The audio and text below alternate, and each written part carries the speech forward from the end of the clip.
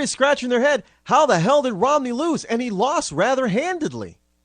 I mean, it wasn't an electoral landslide, but it was still pretty handed. So you got to ask yourself, what is it that we keep doing that we're not getting yet? Well, those are the three things. I mean, there are some other things as well, but folks, you know, we've got to understand that in the next midterm election in 2014, we better be on our game. Because if we're not, we're going to slide backwards. And quite frankly, I'm tired of digging our nation out of, having to be in a position where we're digging our nation out of a hole. This time, let's dig ourselves out, because if we don't, by 2016, there is no going back. I'll be back.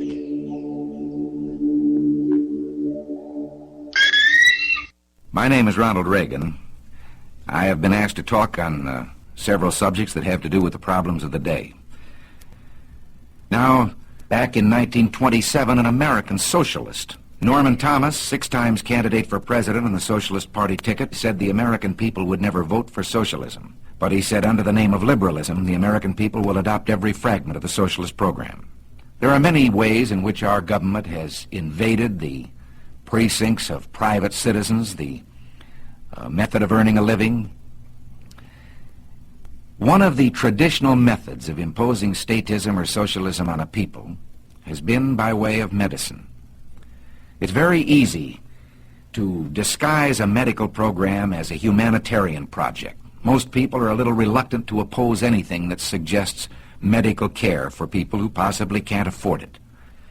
James Madison, in 1788, speaking to the Virginia Convention, said, "Since the general civilization of mankind, I believe there are more instances of the abridgment of the freedom of the people by gradual and silent encroachment of those in power than by violent and sudden usurpations."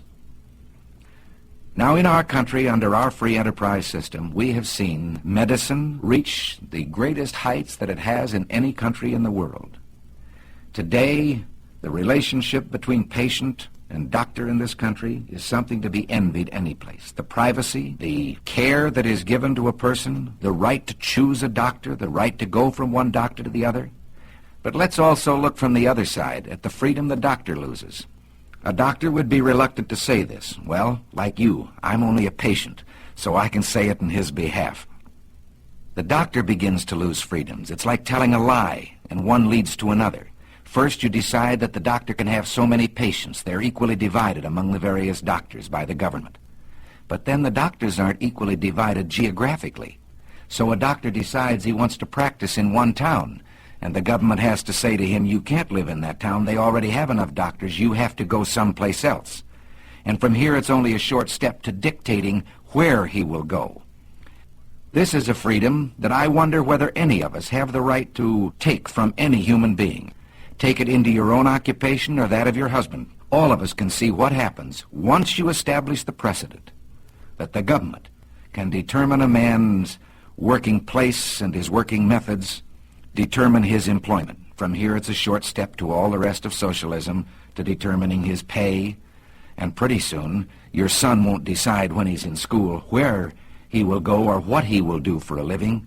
He will wait for the government to tell him where he will go to work and what he will do. In this country of ours took place the greatest revolution that has ever taken place in the world's history, the only true revolution.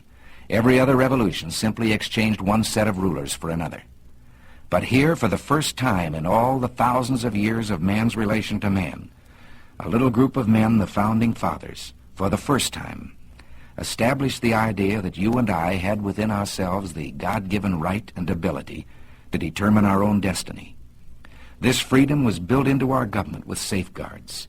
We talk democracy today, and strangely we let democracy begin to assume the aspect of majority rule is all that is needed. Well, majority rule is a fine aspect of democracy, provided there are guarantees written in to our government concerning the rights of the individual and of the minorities.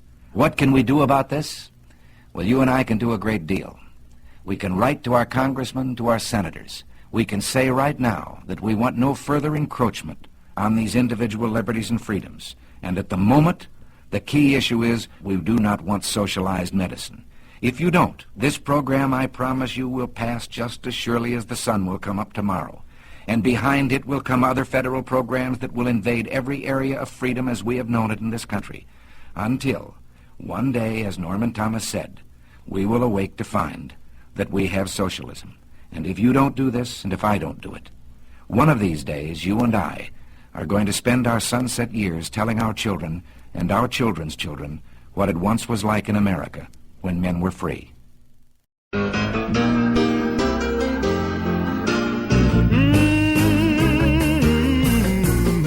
Just looking out of the window, watching the asphalt roll, thinking how it all looks hand-me-down.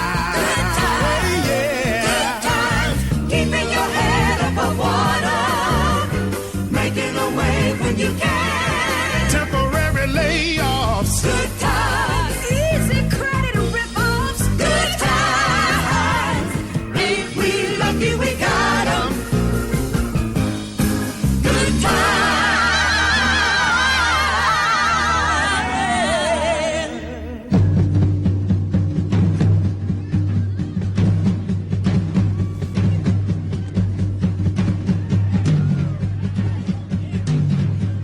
You're listening to The Rod Eccles Show.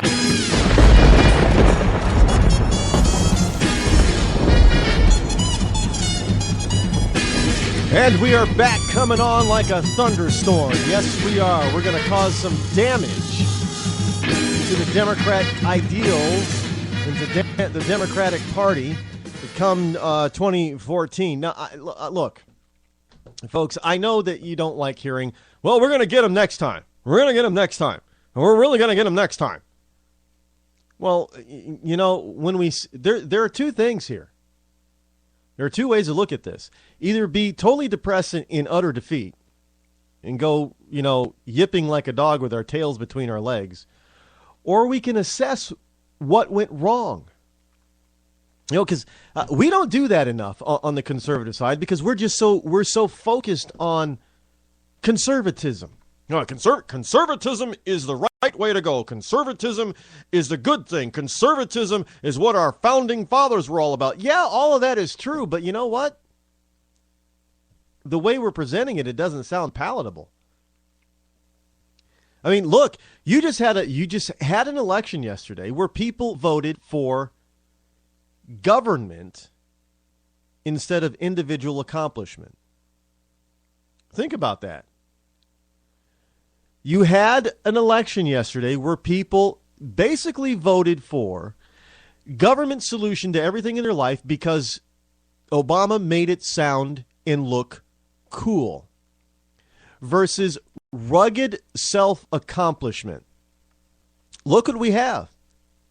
I mean, you couldn't find two candidates so more diametrically opposed in their beliefs and in their life. Obama built nothing in his life. Started jobs for nobody in his life. He created nothing personally himself at all in his life. He was always in some form or another dependent on somebody else. And the people that he surrounded himself with had the same mentality that government was the solution, government was the answer. Then you got Mitt Romney. From day one, you want to say maybe he's got a silver spoon in his mouth. That doesn't matter because he worked. He got an education just like Obama did. But then he actually put that education to work. He put people to work. And by doing that, he made a lot of money. And now we're supposed to look at Romney and say that that's a bad thing? No, it's not a bad. Hey, if that were a bad thing, we wouldn't have the internet and you wouldn't have you wouldn't have Facebook and all that kind of stuff because those little minds full of mush. What did they're producing big companies today and making some people very wealthy. And not everybody can go out there and program computer language I mean, there's some people that are just, for whatever reason, that's they're wired to be able to do that. And some people got to either work really hard or just really can't get the gist of it. And that's fine. I'm not putting anybody down. That's just the way humans are. But we've got to make it, I hate to say it, but we've got to make it cool. We've got to bring back making your own way and doing for yourself. That at one time, that was cool. That was very cool. I mean, it was the hip of the hippest. Man, you pulled your pants up and you tightened that belt and you went to work. That was the ultimate and cool. But it's not presented as cool anymore. Now it's, well, you're a sellout. I'm not I would like to have a better life for myself and my family and my community and my country. How is that a sellout? I don't want government because government can't provide Jack. Government doesn't create anything. It's got to take it from the private sector. In most forms, it's through two ways.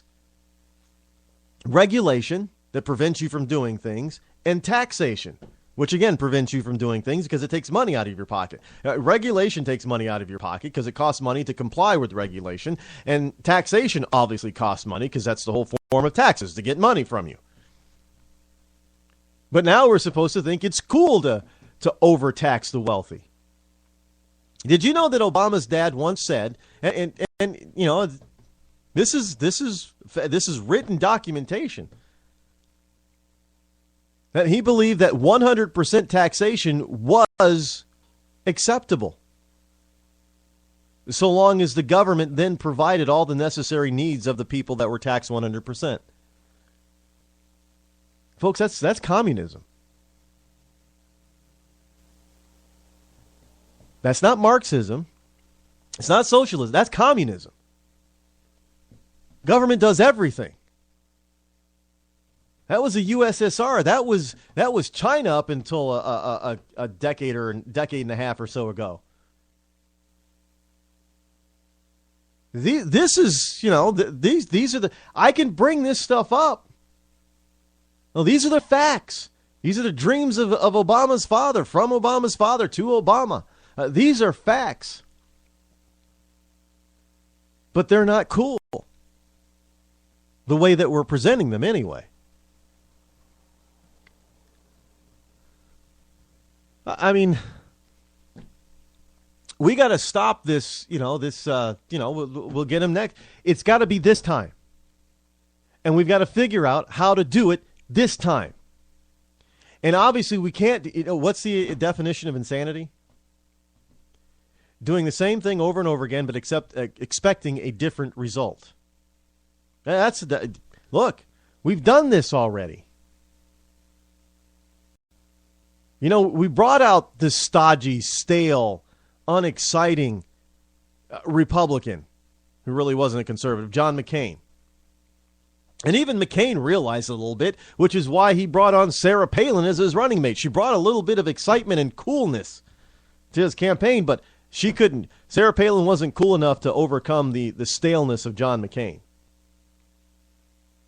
And in a way, the same thing happened with Romney. Romney was a very stiff kind of guy. He's very old-fashioned. Nothing wrong with it, but that's just who he is. And he tried to bring some excitement in by bringing in a younger guy like Paul Ryan, but Paul Ryan wasn't cool enough to overcome Romney's stodginess, staleness. It's evident. Look at the results of the election. It's evident. I mean, Romney had everything going for him. He had the poll numbers. He had the facts. He had, experience. Everything was on his side. So why did he lose? It is cool. We also have to understand this. To a certain degree, to a certain age set, if you're under probably 30, 35 now, it's also cool to be dumb.